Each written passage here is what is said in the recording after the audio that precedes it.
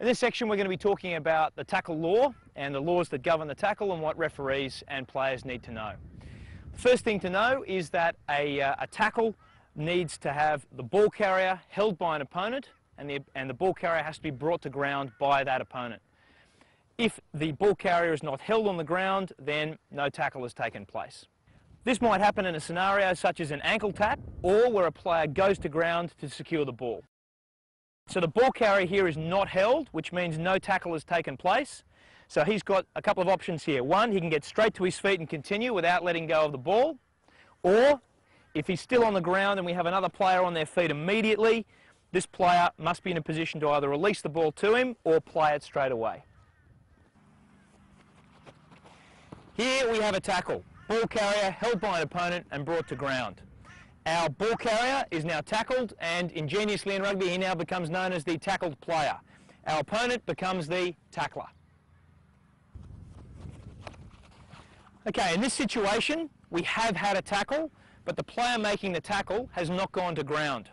So we have had a tackle because the ball carrier has been held by an opponent and brought to ground. Our ball carrier is now known as the tackled player, and the tackle laws do apply. This player here has not gone to ground, therefore he's not a tackler. This leaves us with an odd situation in rugby. We've just had a tackle with no tackler. Why that's important will be made clear when we look at the gate.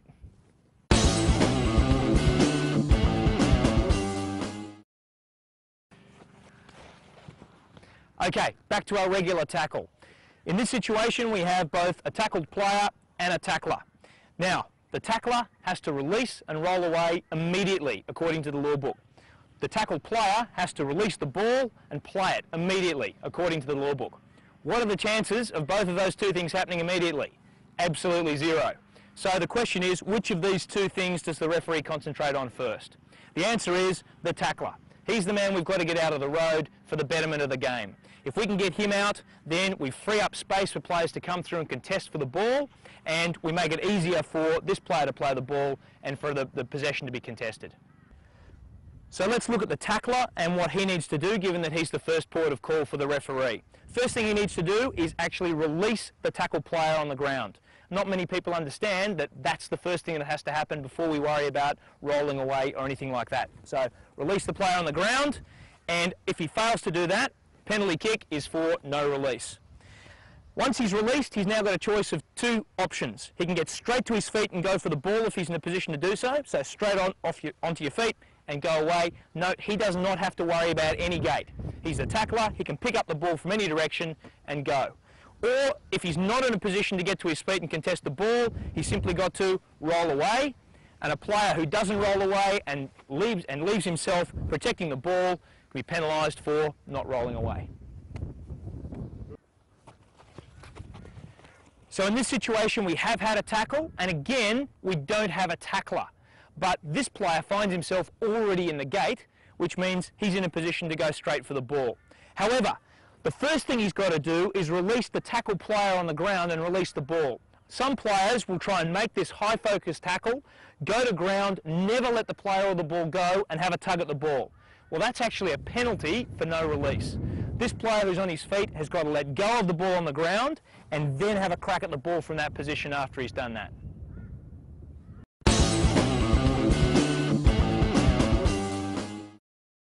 Okay, once we've dealt with the tackler, we now move on to the tackle player and look at what his options are. He's got to play the ball immediately, place, pass, release. Most coaches would want him to get a nice long place away from the opposition to make it easier for his team to contest the ball. Alternatively, he's got the option of popping the ball up off the ground to a supporting player. We have no problems with passing the ball off the ground in rugby so long as it's done reasonably quickly. He can also hand off the ball to a supporting player, or he can roll the ball back to a supporting player once he's on the ground. So roll the ball back and away we go.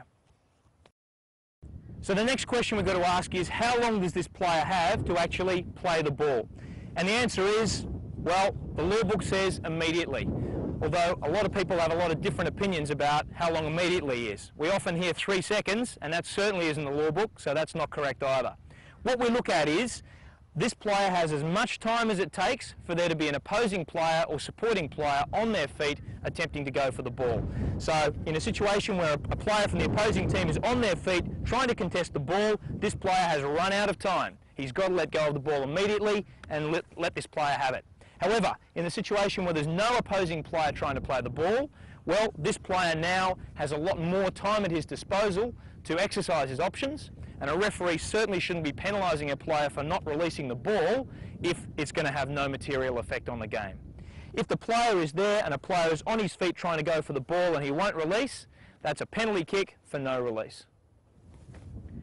If he's in open space, the tackled player may also release the ball, get to his feet, pick the ball up and continue running. Once we've dealt with the tackler and the tackled player, the next issue are arriving players at the tackle. The referee is looking for them to do two things. One, stay on their feet, and two, go through the gate. On the issue of staying on their feet, the referees are looking for players, supporting players from both teams to be a plane taking off, not a plane landing. So let's have a look at these two scenarios and identify what the referee is looking for. So if we have a tackle first off, and then an arriving player comes through off his feet to try and secure the ball for his team. In that situation, he's a plane landing and the referee should penalise for not staying on his feet. In this situation, we're going to have a player going off their feet not because they've gone off deliberately to kill the ball, but rather because their opposition is weak.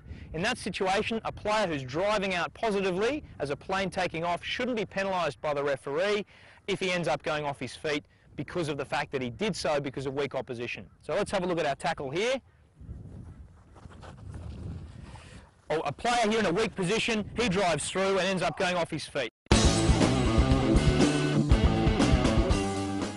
Let's talk now about the gate. The gate is not actually in the law book. It's a construct that we use to explain to players what direction they can approach from in order to contest the ball at the tackle. What the law book says is that you've got to come from behind the ball and from behind the player closest to your goal line. So in this case for gold, they've got their 2 points here. They've got to come in from behind, in this case the tackler closest to their own goal line. So they've got to come from this direction. Blue running in this direction is going to have to come from the direction of their own goal line, and these areas here are what we call the gate. Any player who comes in the side is going to be penalised for not coming through the gate.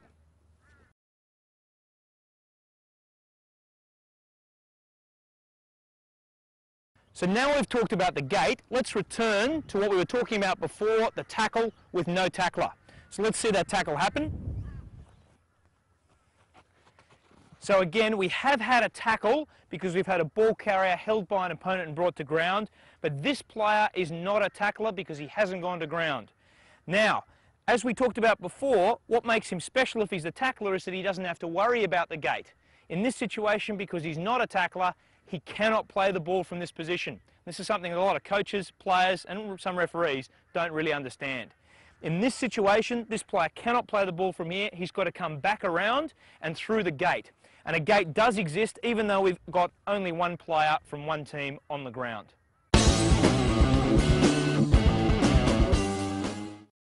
The last thing we want to talk about a tackle is tackle offside. There is in fact no such thing. Any player who's penalised for entry at the tackle is actually penalised for not coming through the gate, not for offside.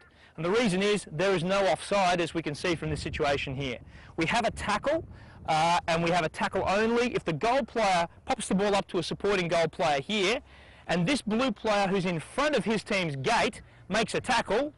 Crowd will probably have a problem with that, claiming offside, but in actual fact it's A-OK. There is no offside at a tackle. Similarly, that player could take an intercept and run off for the rest of the field, no problem.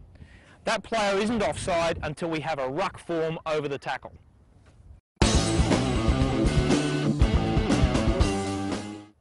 Now let's look at ruck and some of the laws that apply around a ruck. In order to have a ruck, we've got to meet the definition, which is two players from opposite teams in physical contact over the ball. So if we have our players come through and play each other, we've now got physical contact over the ball, we have a ruck. At this point, we've got offside lines that extend throughout the across the entire field. The players now need to move back behind. In addition, no players can now win the ball with their hands. Which brings up an interesting question for referees. For players who are contesting the ball with their hands, at what point does the referee ask them to take their hands off? Well, let's look at the situation where our blue player is jackling for the ball from the gold player on the ground. In this situation, what the referee is looking for is that the blue player has got his hands on the ball and is actually contesting the ball. Now, for this year, the IRB have made it clear that a player who arrives first at the tackle may continue to play that ball so long as he gets possession of the ball as this ruck forms. So if he's got his hands on the ball and this player comes through to contest it, no referee should now ask for that player to take his hands off the ball. We should allow the player to continue to win the turnover and allow him to play the ball with his hands.